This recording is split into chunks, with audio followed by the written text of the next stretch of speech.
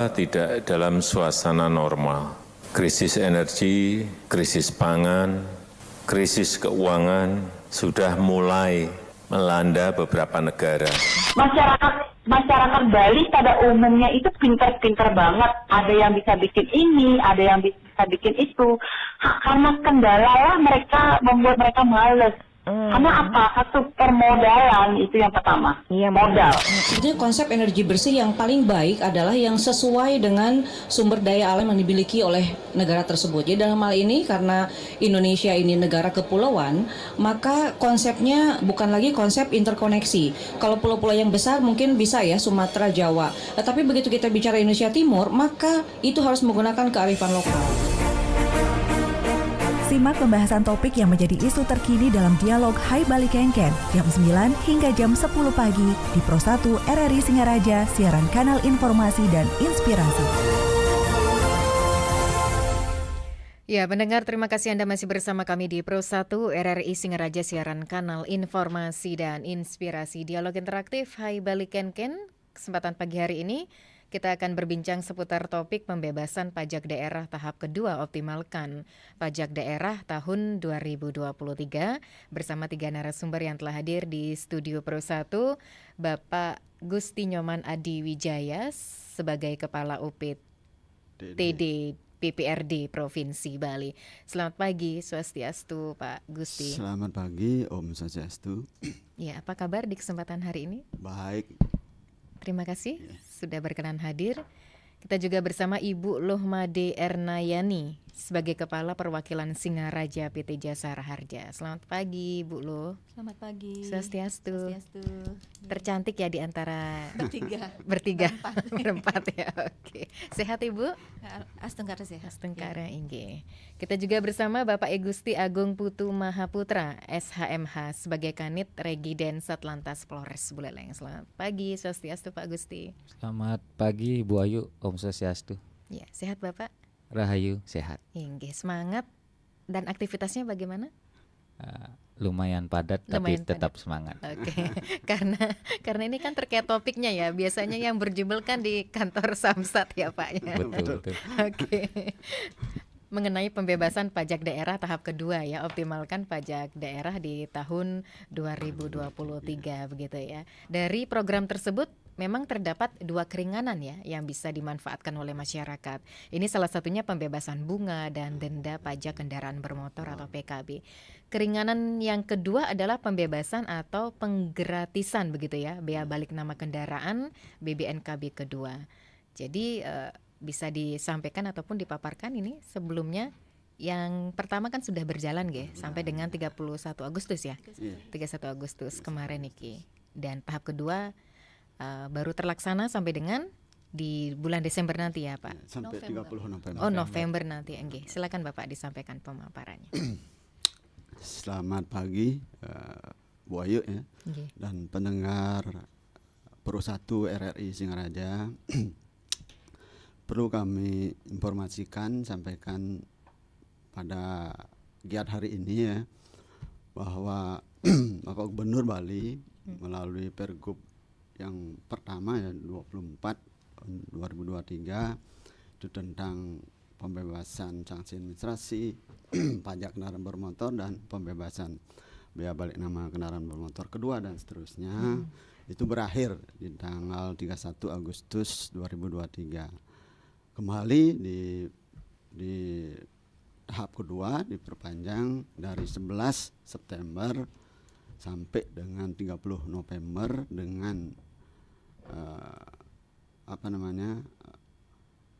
sanksi yang sama, itu penghapusan sanksi administrasi pajak kendaraan bermotor dan pembebasan bea balik nama kendaraan bermotor dengan Pergub 50 tahun 2023. Itu akan berakhir di 30 November 2023. Kami sangat mengharapkan masyarakat Buleleng khususnya dan masyarakat Bali pada umumnya dapat memanfaatkan kebijakan Bapak Gubernur ini, karena kebijakan ini sangat membantu ya masyarakat, terutama yang lupa atau menunggak melakukan pembayaran pajak kendaraan bermotor. Sekarang kesempatannya untuk, karena di Buleleng tunggakan kendaraan bermotor cukup tinggi ya. Dalam 1 tahun di tahun 2023 ini jumlah tunggakan kendaraan bermotor di Buleleng itu mencapai 69.000 lebih. 69.000 lebih. Dan sampai di tanggal kemarin ya, di hari Sabtu ya, tanggal 16 September itu sudah berhasil kita data ya, sudah dan melakukan pembayaran pajak kendaraan bermotor yang bagi yang menunggak sudah di angka 28.000 lebih. 28.000, oke. Dari 69.000 lebih. Itu kalau dibandingkan dengan nilai pajaknya, tunggakan itu yang 69.000 lebih itu nilai pajaknya di 46 miliar lebih. Kemarin yang sudah berhasil kita data dan sudah melakukan pembayaran itu di 28.000 lebih, itu nilai nominal pajaknya sudah di 26 miliar lebih. Dengan data yang ada, kami mengharapkan sekali masyarakat Buleleng memanfaatkan kebijakan ini, karena pajak yang Bapak Ibu bayar akan kita balik lagi ke masyarakat dalam bentuk pembangunan infrastruktur, ada untuk dana kesehatan, untuk dana pendidikan. Mungkin Nika yang bisa saya sampaikan. Iya, tadi Pak sampaikan bahwasannya masih ada 40-an ribu lebih begitu ya yang belum melakukan kewajibannya. Itu bisa dipresentasikan atau mungkin berapa persen yang merupakan roda 2 ataupun roda 4 begitu? Ada datanya ya Pak ya? Kalau persentase roda 2, roda 4-nya itu didominasi oleh roda 2, Mbak. Roda 2 itu kurang lebih di 91%-an untuk roda 2, 9% untuk roda 4. Itu. Terus untuk persentase yang sudah berhasil kita data di 41% ya. Berarti masih kita punya yang sudah kita berhasil ini 41% ya. Sisa lagi 57% sekian ya, belum berhasil kita data. Iya. Pemaparan berikutnya dari Ibu Erna, silakan Ibu. Terima kasih Bu Ayu dan sahabat Pro 1 RRI Singaraja. Kami dari PT Jasara Harja ingin menyampaikan sedikit terkait dengan tugas dan tanggung jawab daripada Jasara Harja. Jadi perlu saya sampaikan bahwa PT Jasara Harja itu adalah merupakan perusahaan negara yang diberikan tugas mengelola asuransi kecelakaan penumpang alat angkutan umum dan asuransi tanggung jawab menurut hukum terhadap pihak ketiga, yang dasar pelaksanaannya ada 2. Yang pertama adalah Undang-Undang 33 tahun 64, Jo PP pasal nomor 17 tahun 65 tentang dana pertanggungan wajib kecelakaan penumpang. Kemudian yang kedua adalah Undang-Undang nomor 34 tahun 64, Jo PP pasal 18 tahun 65 tentang sumbangan wajib dana kecelakaan lalu lintas jalan. Kemudian jenis premi yang ada di Jasara Harja ada 2. Yang pertama itu adalah ada iuran wajib. Iuran wajib itu dikenakan atau dikutip kepada penumpang alat transportasi umum baik udara, kereta api, darat maupun di laut, di mana pengutipannya itu disatukan di tiket penumpangnya. Kemudian untuk kendaraan angkutan umum dalam kota atau kereta api jarak pendek kurang dari 50 km itu dibebaskan dari iuran wajib.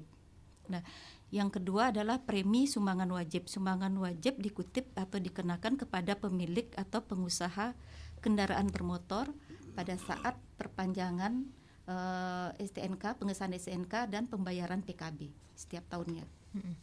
Nah, bagaimana sih teknis pengutipannya? Teknis pengutipan untuk iuran wajib sendiri adalah pada saat masyarakat melakukan pembayaran tiket menuju ke suatu tempat misalnya baik darat, laut maupun udara, itu iuran wajib tersebut disatukan di dalam ongkos tiket yang nanti dipungut oleh pengusaha atau operator perusahaan tersebut, dan nanti melalui operator tersebut menyetorkan ke Jasara Harja. Jadi masyarakat itu sebenarnya menitipkan amanah yang wajib disetorkan, amanah tersebut disampaikan kepada kami Jasara Harja.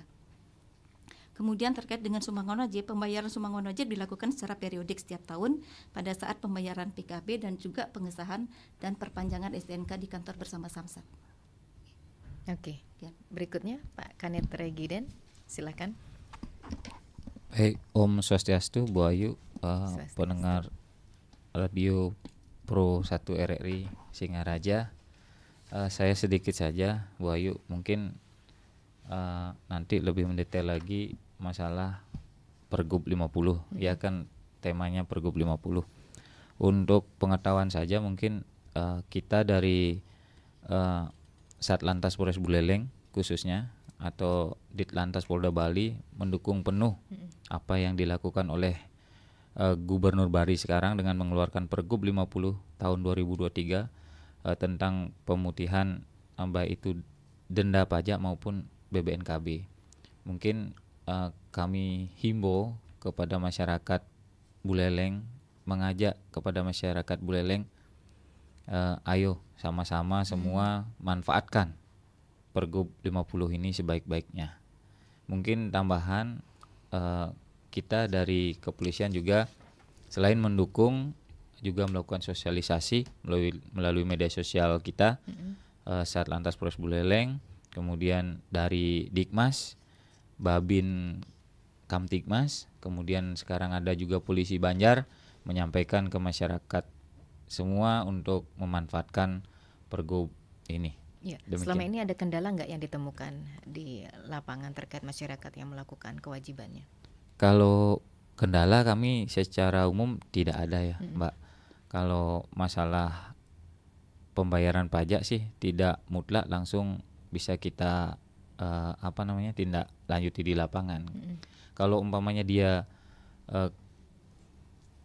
pelanggaran kasat mata baru kita ada tindakan.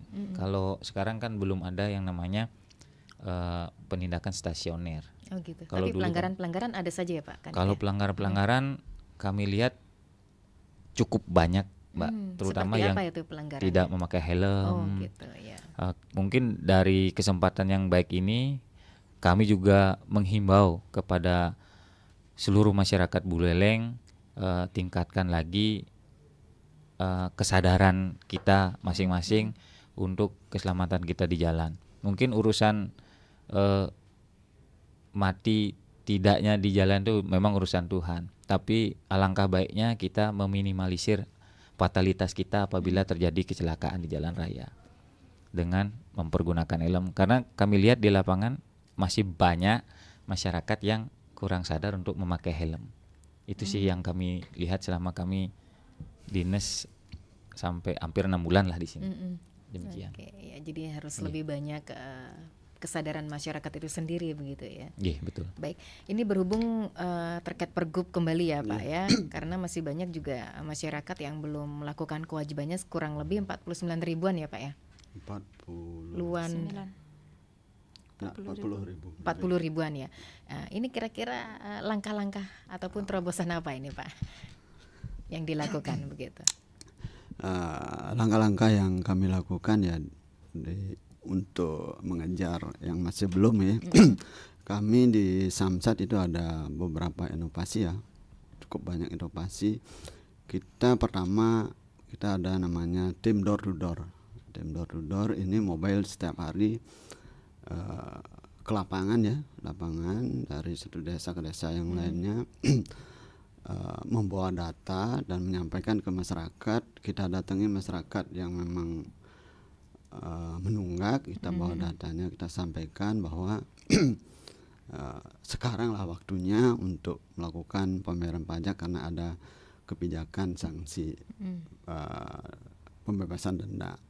Terus yang kedua kita juga ada yang namanya inovasi Samsat Kerti ya.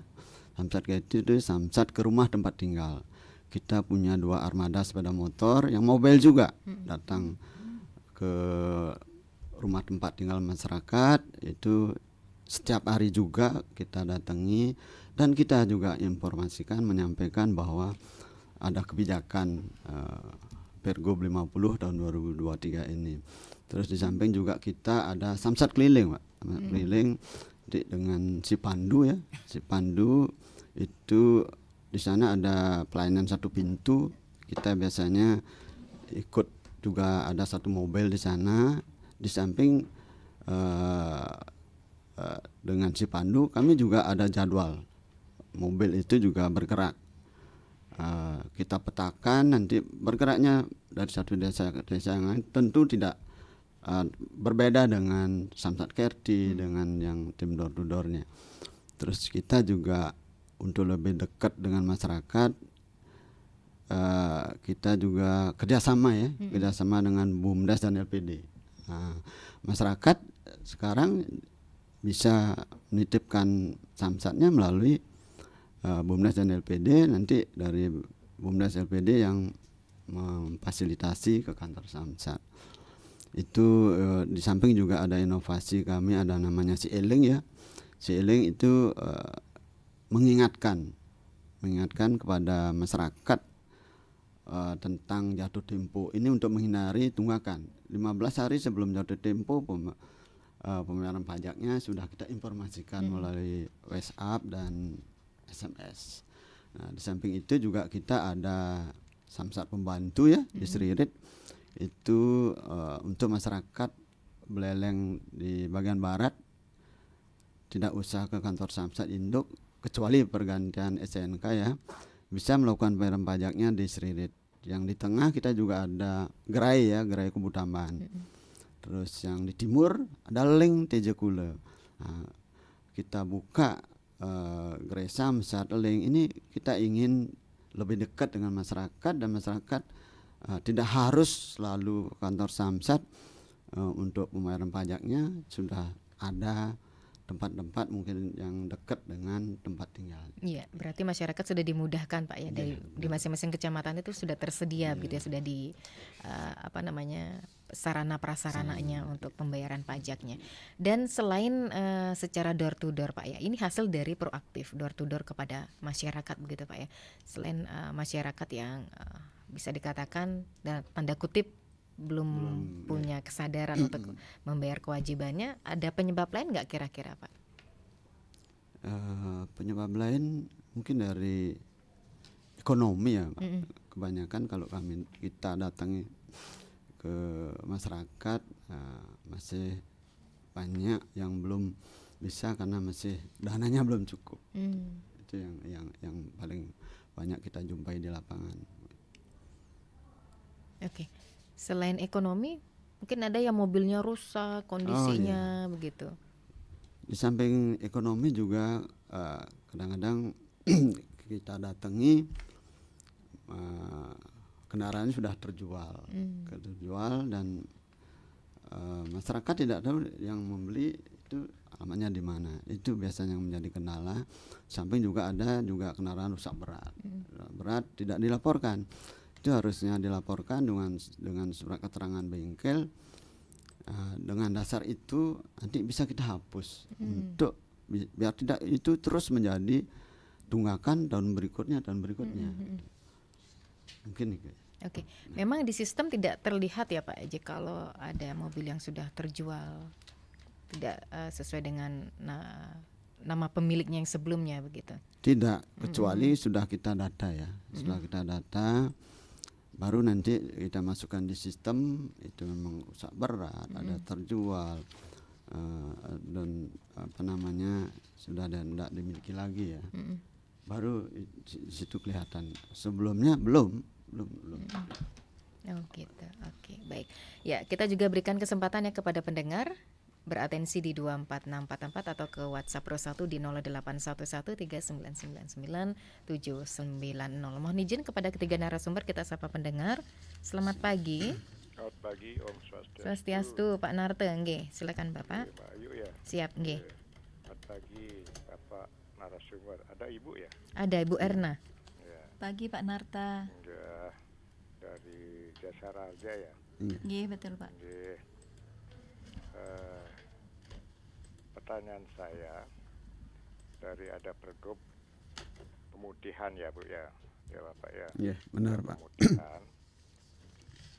Nah ini kan kalau pemudihan ini kan ya diberi apa toleransi lah yang sekian tahun belum bayar kan itu Pak ya. Nah,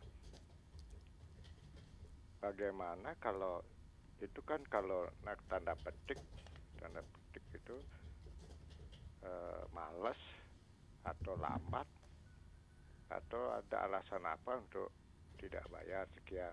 Misalnya tadi ada motornya udah tua, hanya dipakai lingkungan di sawah kacil kangin tuh kan, misalnya kacil di berapa kilo aja. Nah mungkin ada juga yang rajin membayar, ini mungkin masukan. Adakah penghargaan yang rajin, reward? Dia sebelum waktunya udah bayar, ya ambillah 2 tahun, 3 tahun. Mungkin diberi penghargaan kah? Apa rugi pemerintah? Nah, bebas 1 tahun dia. Sehingga yang lain juga akan termotivasi, yang tadinya tidak mau bayar menjadi bayar. Nah mungkin adakah sistem teknik psikologis ini? Itu pertama. Saya mendengar tadi Jasara Harja mendapatkan dana dari tiket, dari STNK. Apakah dengan keterbukaan publik informasi ini, bisakah dari Jasara Harja menyampaikan tahun ini berapa masukan rupiahnya, miliar atau triliunan selama 1 tahun untuk Buleleng, sehingga masyarakat tahu, oh benar berharga bayar 10 juta ngelapis liu kini uli pungutan pajak, STNK dan sebagainya. Mohon untuk disampaikan itu, karena jangan gini, sering kita tahu rakyatnya, masyarakat rajin bayar pajak, pajak ini, pajak ini, pajak ini. Adi semua yang kita bayar ini ada aja korupsi di berbagai instansi itu. Kadang-kadang dia pira gede bermaya korupsi anggap bisa. Nah inilah perlu keterbukaan publik dan pertanggungjawaban kepada publik yang membayar pajak, walaupun jelas bayar pajak itu untuk pembangunan entah infrastruktur dan lainnya. Kemudian yang lain, gimana kerjasama antara Polantas, Samsat dan Jasara Harja dalam hal apa saja?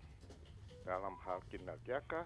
Atau dalam hal ada tunjangan kinerja, insentif dari Polantas, atau hanya tugas di Samsat? Masyarakat ingin tahu, karena bidang apanya yang dioperasionalkan oleh Polantas dari polisian dan Samsat, apa fisik dan sebagainya. Terakhir, bagi pengenaan, saya kemarin ada ke pertanahan Pak, ke pajak BKD, belum selesai pajak hak milik saya, sertifikat, saya bandingkan dengan pajak gini, Samsat BPKB. Kalau punya BPKB, STNK kan kena pajak. Kalau saya pertanahan baru mohon konversi, belum keluar konversinya 3 bulan kan ada pengumuman. Kok ada kena pajak duluan? Ada, saya mohon besok, nanti saya mohon permohonan pengurangan 75% karena progresif, saya punya tanah 2 untuk dimohonkan. Nah bagaimana tentang pajak progresif yang berlaku di Samsat? Jelaskan, mungkin 1, 2, 3 mobil atau kendaraan 2 dia punya. Nah itu saja, tadi disinggung kendaraan tua dan sebagainya. Mudah-mudahan pendekatannya apabila ada peninjauan mungkin bisa ada kebijakan saling menguntungkan. Mobilnya saya lihat ada teman punya motor, puluhan tahun sing samsat. Iya, dia sing samsat, ini anggon mai kangen kau do, padahal dia resikonya kan tadi hubungannya ke jasa raja. Mohon juga jasa raja gimana tentang kecelakaan tunggal, dan kalau melanggar persyaratan bawa motor atau mobil, adakah sanksi pengurangan biaya asuransinya. Sekian, terima kasih. Om Santiadi. Baik, terima kasih untuk Pak Narte atas atensinya. Ini pertanyaannya berat-berat ya, tapi kan bisa dijawab nanti ya. Oke, kita terima kembali penelpon ya. Selamat pagi. Halo, selamat pagi. Halo, RRI. Ya, terputus, bisa dicoba kembali atau disambung ulang untuk Anda yang ingin beratensi di kesempatan pagi hari ini seputar topiknya ya, mengenai pembebasan pajak daerah tahap kedua, optimalkan pajak daerah tahun 2023. Selamat pagi. Pagi Mbak Ayu. Oh, pagi Mas. Kembali dari saya, keputus tadi. Oh, keputus ya Mas Ramadan di Sorong. Iya. Oke, silakan. Selamat pagi Om Swastiastu ya untuk semua, Mbak Ayu dan Bapak Ibu narasumber dari kepolisian dan dari Jasara Harja ya. Betul.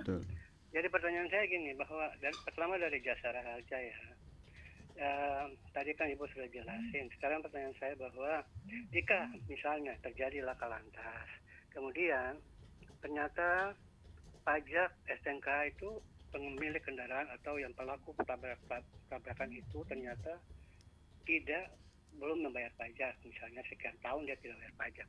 Apakah itu tetap diberikan haknya atau harus bagaimana menurut hukum? Yang itu pertama. Yang kedua, jika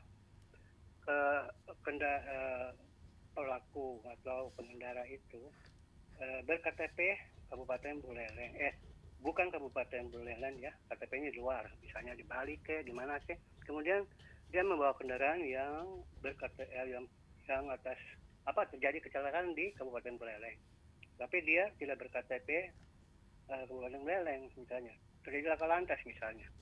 Ya, itu bagaimana prosedurnya tentang Jasara Harja? Bagaimana dia harus tetap dibayar atau melalui kabupaten yang ber-KTP? Kemudian yang jemput bola ya dari kepolisian.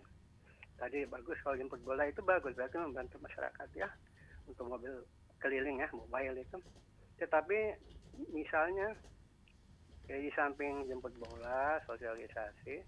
Nah, kalau orang tidak membayar pajak itu kan ketahuan dari data, tetapi orang itu kan nanti ketika di sweeping misalnya, pengendara di sweeping barulah ketahuan dia tidak bayar pajak kan, artinya didenda di situ. Tapi kalau dijemput bola itu dalam arti mendatangi door to door, rumah ke rumah, kan tahu data, oh si A si B ini sekian banyak yang tadi 40.000 tidak membayar pajak, didatangi untuk ditagih gitu. Kenapa Anda tidak membayar pajak kewajibannya kan seperti itu. Tapi kalau menunggu sweeping itu kapan? Tidak akan mengurangi, akan lama sekali. Kemudian ada pemutihan. Ini juga satu hal yang baik dan juga tidak baik. Baik dalam arti ya membantu, tetapi menjadi kebiasaan masyarakat nanti menunggu pemutihan. Oh, ada pemutihan kok, tunggu aja. Mungkin bulan 1 tahun, 3 tahun bayar, diputihkan cuma 1 tahun misalnya.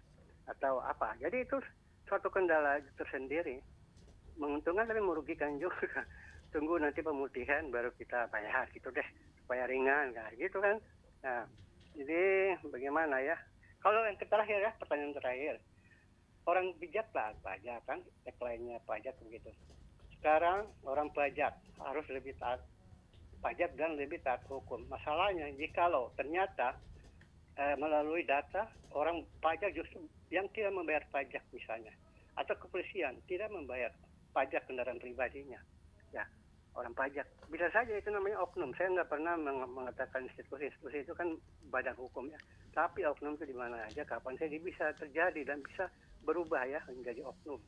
Nah itu kalau dia tidak bayar, ternyata justru dia yang harus menegakkan hukum terhadap pajak. Nah itu bagaimana? Apa lebih keras disangsikan seperti itu? Menurut teguran atau penurunan pangkat atau apa gitu ya? Mungkin itu saya mohon pencerahan penjelasannya. Baik. Terima kasih banyak. Om Santi Santi. Om Santi Santi Santi. Waduh, luar biasa Mas Ramadan. Banyak ini pertanyaannya sama dengan Pak Narto Arianto ya. Kita nantikan satu penelpon lagi sebelum ditanggapi ataupun diapresiasi oleh ketiga narasumber. Selamat pagi.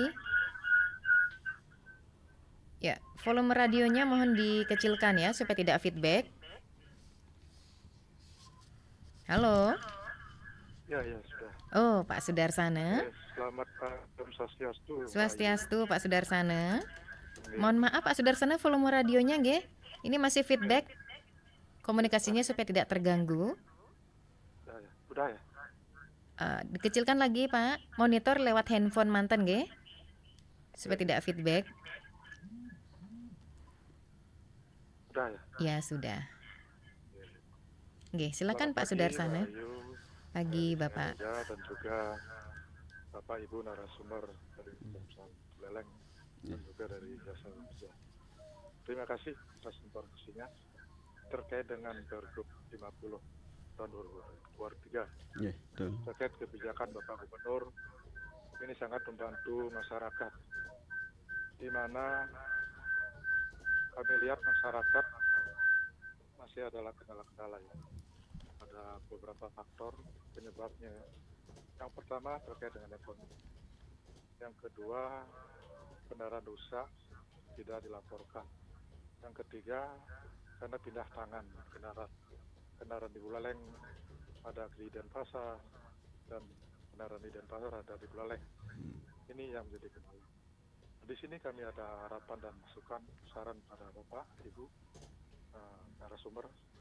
Itu yang pertama, harapan kami agar bisa pelayanan samsat Singaraja agar bisa di seluruh Bali ya, Singaraja, Gianyar, Kelungkung dan lain sebagainya, agar bisa dilayani.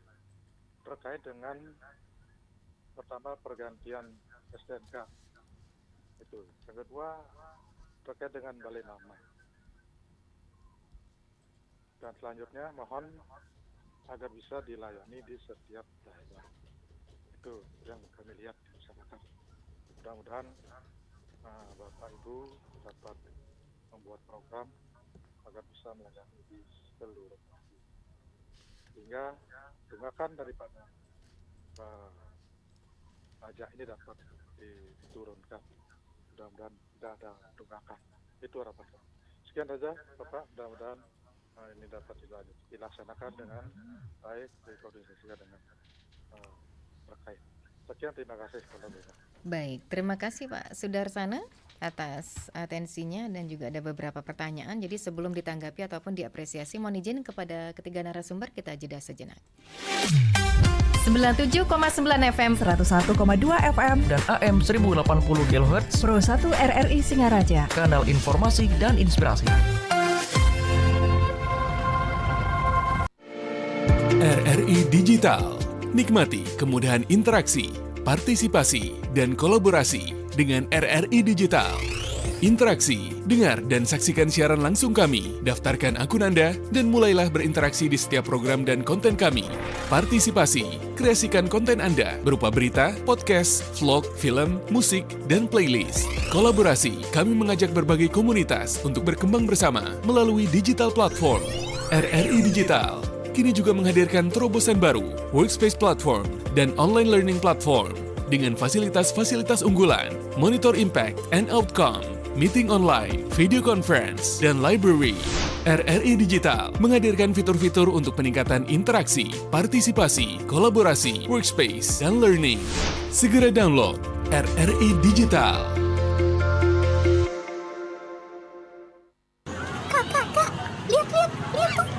Monyetnya lucu banget.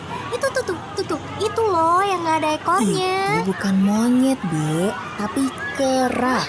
Emangnya monyet beda sama kera ya, Kak? Monyet dan kera emang kelihatan sama, tapi ternyata keduanya berbeda.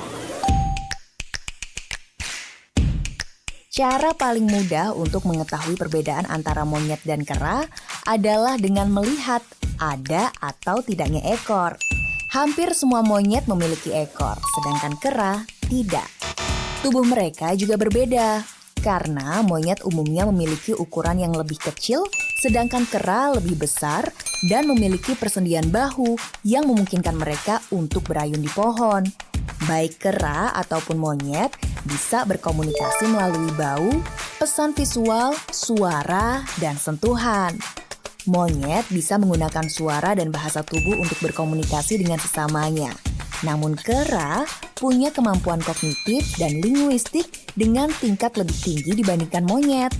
Jadi jangan salah bedain lagi ya, apakah itu monyet atau kera.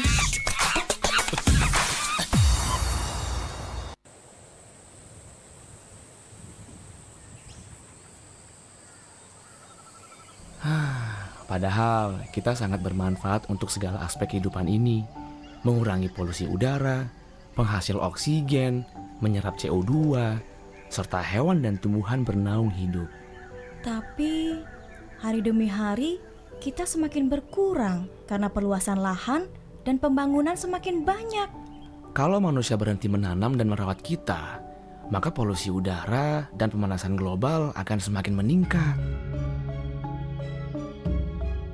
Tanam dan rawat pohon sekarang demi kelangsungan hidup makhluk bumi.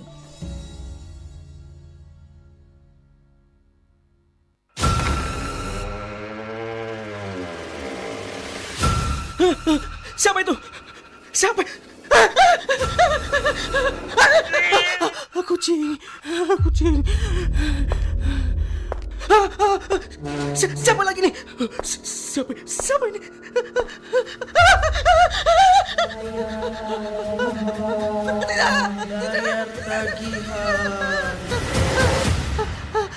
Semua mimpi. Hati-hati jebakan pinjaman online. Kalau mau hidup nyaman. Woi, Adil Yugati mau belanja? Nawang sih. Apa? Anak man promo nih mah kejang.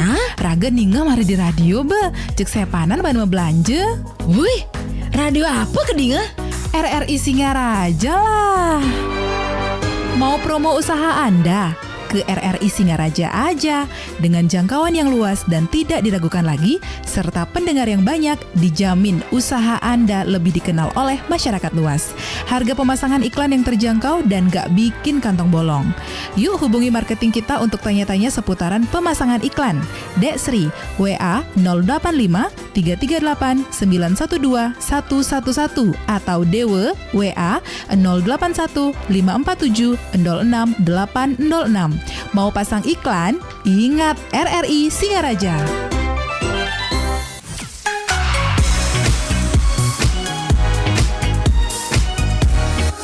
Satu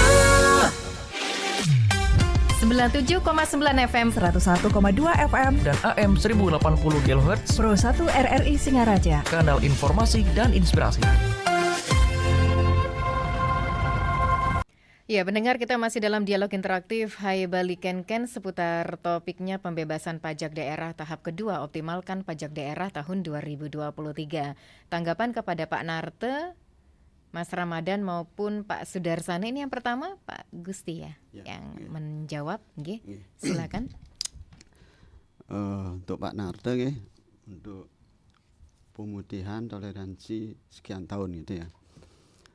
Begini, untuk toleransi untuk pergub sekarang itu tidak ada. Maksudnya begini, kalau tahun-tahun sebelumnya ada kebijakan bahwa masyarakat yang tidak melakukan pembayaran pajak selama 5 tahun atau 10 tahun, kemarin ada kebijakan hanya bayar 2 tahun, yang bayar 3 tahun, sisanya diskon. Tidak ini. Untuk yang pergub ini hanya tentang penghapusan sanksi administrasi PKB dan BPNKB serta pembebasan biaya balik nama. untuk masyarakat umpama tidak membayar pajak selama 10 tahun gitu ya, nanti yang sesuai aturan perpajakan kendaraan bermotor bahwa yang dibayar hanya 5 tahun, itu sesuai aturan yang ada. Terus bagi masyarakat yang rajin bayar pajak ya, kami di Samsat Buleleng ada inovasi ya. Kami kerjasama dengan dealer dari Toyota, dengan Suzuki, dan juga dengan Honda ya 63, bahwa masyarakat yang sudah membayar pajak gitu, kalau nanti dia servis atau beli kendaraan itu ada diskonnya. Umpama servis sudah kita ada MOU ya, MOU dengan Toyota, dengan Honda dan Yamaha juga. Terus kita juga ada dengan rumah makan Pidade ya. Masyarakat kalau pas berkunjung ke sana yang sudah melakukan pembayaran pajak, nanti juga ada diskonnya. Itu yang bisa kita lakukan di Samsat Buleleng. Tapi kalau reward terpikirkan nggak kira-kira Pak? Kalau memberikan reward selain dengan kemudahan-kemudahan gratis servis dan sebagainya. Kalau tahun sebelumnya ada ya, tapi dalam bentuk undian ada sepeda motor, ada sepeda listrik. Oh, diundi lagi begitu ya? Nggak langsung terlihat dari data ini yang rajin masyarakat yang rajin membayar kan sekian ribu gitu ya. Nah, itu diundi. Oh gitu, yang beruntung. Iya. Kalau tahun ini belum ada. Terus kalau keterbukaan publik itu kami di Samsat Buleleng sudah mengarah ke digital ya. Pembayaran sekarang sudah melalui QRIS, ada juga FAS, dan masyarakat kami mengharapkan juga mengurangi ada pembayaran tunai untuk menekan gitu ya adanya penyalahgunaan dana ya yang masuk. Sudah kebanyakan sekarang kita himbau masyarakat untuk pembayaran lewat digital gitu. Terus untuk pajak progresif pada saat ini memang masih berlaku ya Mbak ya, untuk sepeda motor, mobil itu. Kalau sepeda motor yang pemilikan kedua yang pajak progresifnya 3%, selanjutnya 4,5% dan selanjutnya lagi 5%. Itu masih berlaku untuk progresif. Roda 4 pun sama.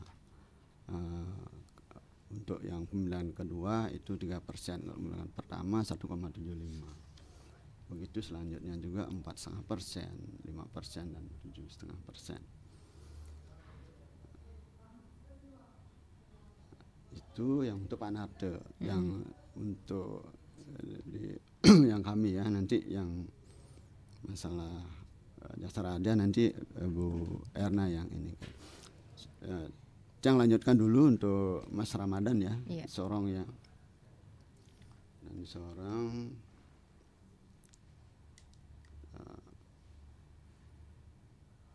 jemput bola ini sistemnya dapat respon positif dari Mas Ramadan begitu ya. Kalau ada yang belum membayar pajak nggak mesti menunggu sweeping begitu kan, agak lama atau bagaimana langsung ditagih. Ada nggak sistemnya seperti itu ya Pak Gusti? Ketika door to door dilakukan oleh petugas pajak. Itu kita lakukan dengan Samsat Kerti Mbak. Oh gitu. Samsat ke rumah tempat tinggal. Kita datangi masyarakat ke tempat tinggalnya. Kalau emang mau melakukan pembayaran pajak, bisa di rumah tempat tinggal langsung melakukan pembayaran pajak. Oh bisa seperti itu Pak karena kita ke lapangan sudah dengan aplikasi bisa langsung melakukan pembayaran. Jikalau masyarakat belum ada uangnya ini bagaimana Pak? Apakah ada sistem pemaksaan gitu harus bayar sekarang gitu? Oh, tidak ada. Oh, tidak ada ya. Kami Ada keringanan hanya- juga ya iya, Pak ya? Tidak. Kami tidak memaksa harus enggak. Kami menghimbau, mengharapkan masyarakat kesadarannya. Hanya diberikan himbauan saja Pak ya. Oke. Berikutnya dari Pak Sudarsana ya. Sudarsana. Ini memang terkait Pergub nomor 50 katanya sangat membantu masyarakat begitu. Mungkin ini tentang pergantian dan balik nama nanti mungkin sahabat kami dari Pak Agung nanti yang menanggapi. Iya. Mungkin dari kami cukup ya. Baik. Nanti kami ini kan ke Bu Erna dulu. Silakan Ibu Erna tanggapannya. Terima kasih atas waktu yang diberikan Mbak Ayu. Selamat pagi Pak Narte. Menjawab pertanyaan dari Pak Narte, yang pertama adalah berapa sih jumlah santunan yang sudah dibayarkan dan berapa pendapatan khusus Buleleng? Apakah ada kelebihan, apakah dikorupsi uangnya gitu.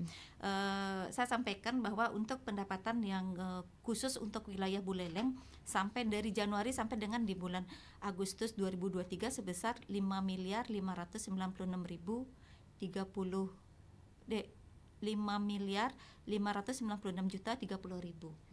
Nah, itu adalah untuk pendapatan yang kita terima khusus wilayah Kabupaten Buleleng.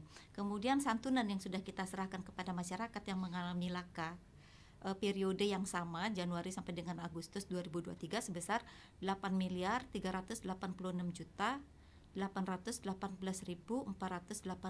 rupiah. Jadi itu nilai yang sudah kita serahkan santunannya dan pendapatan khusus di Kabupaten Buleleng.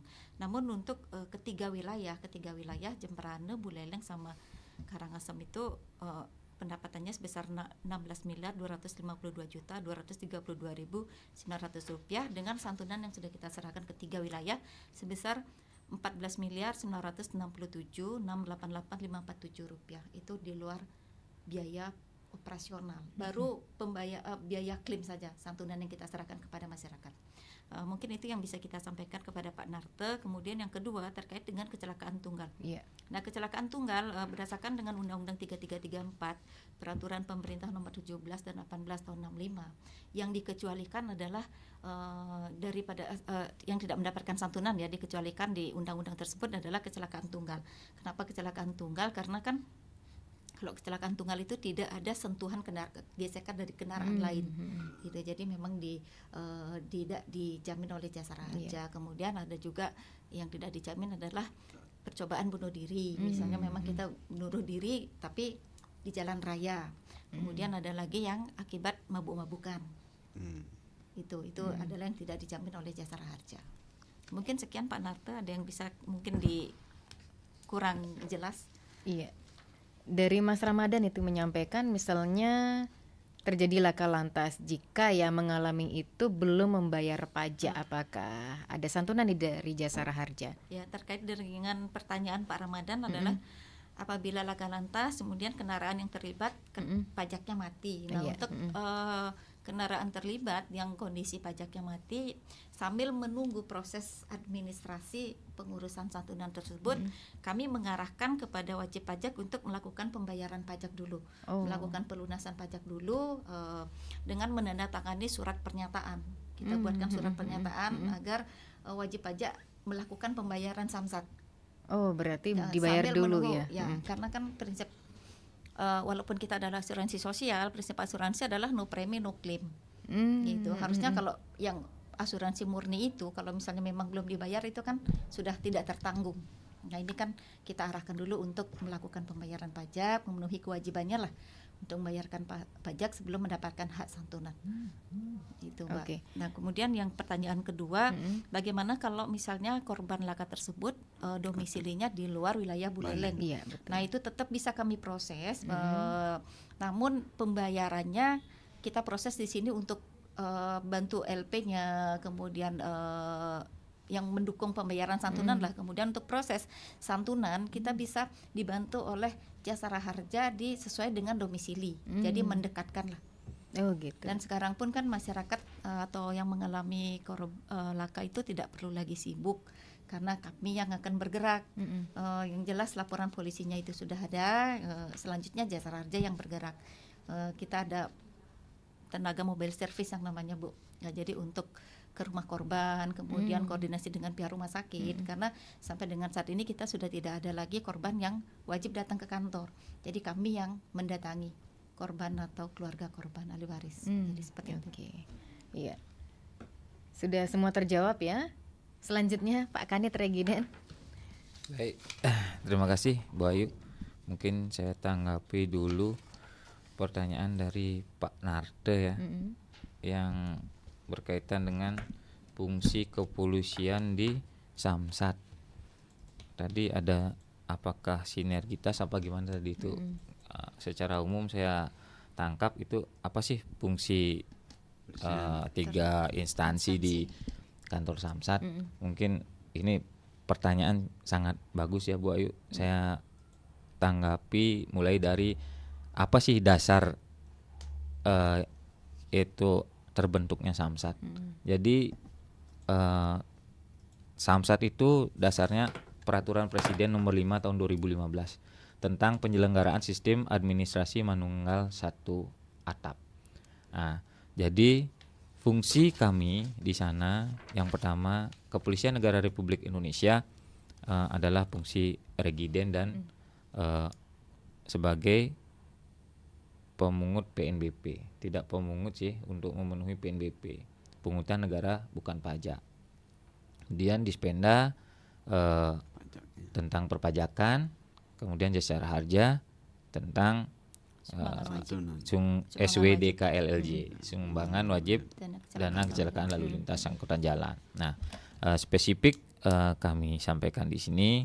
Adapun fungsi kepolisian di kantor Samsat yaitu Regiden Ranmor. Dasarnya Undang-Undang Nomor 2 Tahun 2002 tentang Kepolisian Negara Republik Indonesia, Undang-Undang Nomor 22 Tahun 2009 tentang tentang lalu lintas angkutan jalan, kemudian yang terakhir Perpol Nomor 7 Tahun 2001 tentang Regiden Ranmor. Apa itu Regiden Ranmor? Mungkin masyarakat juga bertanya-tanya, sebagai informasi, Regiden Ranmor itu adalah fungsi kepolisian untuk memberikan legitimasi asal-usul kendaraan, kelayakan, layak nggak kendaraan itu jalan di jalan raya, kepemilikan itu, legitimasi kepemilikan itu berupa BPKB yang sering disebut buku kepemilikan kendaraan bermotor, kan gitu. Nah, serta pengoperasian kendaraan bermotor. Nah, apa yang sebagai bukti bahwa kendaraan itu bisa dioperasikan di jalan raya yaitu STNK. STNK surat tanda nomor kendaraan bermotor, kan itu kepanjangannya. Jadi apa sih itu STNK? STNK adalah legitimasi sah tidaknya kendaraan itu bisa dioperasikan di jalan raya. Kemudian fungsi kontrol, fungsi forensik dan pelayanan kepada masyarakat. Ya, yang jelas itu fungsi kami di kantor Samsat. Tambahan lagi satu, sebagai petugas PNBP. Nah, PNBP itu pungutan negara bukan pajak, itu diatur di PP nomor 76 tahun 2020. Di sana dicantumkan besaran-besaran berapa yang harus dibayarkan oleh masyarakat kepada negara berupa STNK, BPKB, dan TNKB, tanda nomor kendaraan bermotor, yang sering disebut NOPOL, nomor polisi. Nah, di sana juga diterapkan harga SIM di PNBP itu udah jelas disampaikan. Demikian mungkin yang bisa saya tanggapi dari Pak Narde. Kemudian Mas Ramadan, masalah kan banyak nih oknum yang mungkin tidak bayar pajak. Apa sih yang dilakukan oleh kita dari kepolisian?